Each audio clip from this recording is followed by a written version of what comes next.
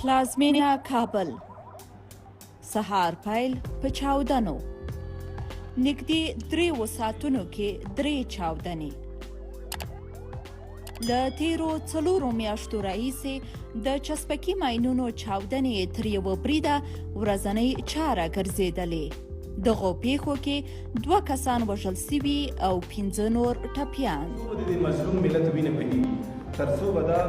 په وژل شوو کې یو هم د جمعیت اصلاح افغانستان ټولنې مرکزي شورا مشر دکتر محمد عاطف دی.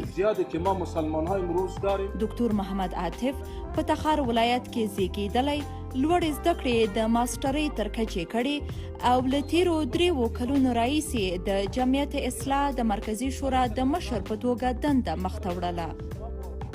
د نوموړي پر وژنې افغان حکومت خواشیني ښودلې او د یې بې بدیله منځلاری او د نړیوال پراخ فکر لرونکي دیني عالم په توګه یاد کړ. ولسمشر ماڼۍ د نوموړي د وژنې په غبرګون کې وایي پر دینی عالمانو بریدونه د افغانستان پر عزت او روښانه راتلونکي باندې برید دی. امروز متاسفانه بیشترین معلومات امیر میگه که این کارها توسط طالب ها صورت. نن ډیری کره معلومات دا ښیي چې دا کارونه د طالبانو لخوا ترسره کیږي. ښه د خبرو ځای مشخص شوی او د خبرو میز هم معلوم دی. افغان پلاوي هم هلته شتون لري او هماغه د دې ځای دی چې دوی هر بحث چې لري او هر څه چې غواړي هملته دې مطرح کړي. بل هیڅ شی د افغانستان د خلکو په غیاف کې فیصله نشي پرې کېدی چې څوک طالبانو ته دا ژمنه ورکړي چې دا کارونه ستاسو راتلونکي تضمینوي او یا هم د هیواد راتلونکي تاسو ته سپاري. دا یوازې د افغانستان د خلکو حق دی او خلک اوس په دې پوهیږي او دې پایلې ته رسېدلي چې جګړه د حل لاره نه ده.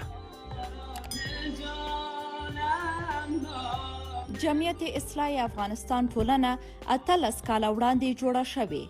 د غړو په خبره یې دا ټولنه د افغانستان په ټولو 14 ولایتونو کې دینی، تعلیمي، روغتیایي او د رسنیو برخو کې کار کوي. دا بنسټ ځینې ښوونځي، دینی مدرسې او دارالمعلمین هم لري. دا ټولنه د اصلاح غږ په نوم رادیو او هلال په نوم ټلویزیوني چینل لري چې دینی خپرونې وړاندې کوي. طالبانو د محمد عاطف په وژنه کې لاس لرل رد کړي دي، بلې ډلې هم تر اوسه مسؤلیت نه دی منلی. نږدې 15 میاشتې کېږي چې د کابل په ګډون ځینو ولایتونو کې هدفي وژنې ډېرې شوي دي. د سیګر تازه ریپورټ کې هم ویل شوي چې تیرو 4 میاشتو کې کابل کې طالبانو په بریدونو کې حکومتي چارواکي، مدني فعالان او خبریالان په نښه کړي دي.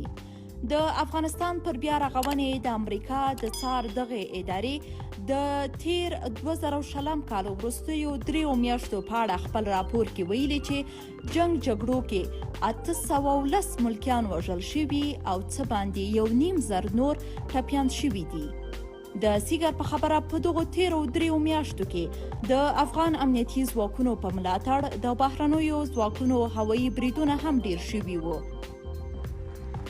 خو څنګه چې امریکا له طالبانو سره د سولې هوکړه کړې، نو بهرنیو ځواکونو پر طالبانو یرغلیز بریدونه بند کړي دي. شازیه حیا، کابل.